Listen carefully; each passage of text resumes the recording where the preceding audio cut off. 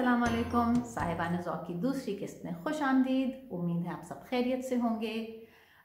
मेरे दो बच्चे जब 5 और 7 साल के थे तब से वो एक आर्ट क्लास में जाते हैं।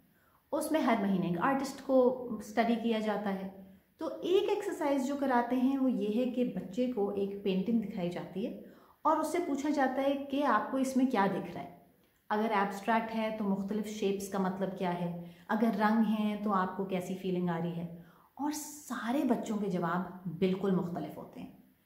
शायरी भी मुसव्वरी की तरह है, हर शेर एक पेंटिंग की तरह है।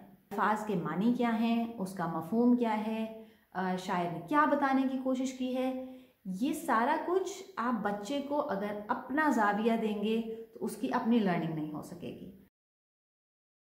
ये कोई मैथ की इक्वेशन तो है नहीं कि आप कहें 2+2 हमेशा 4 ही होगा।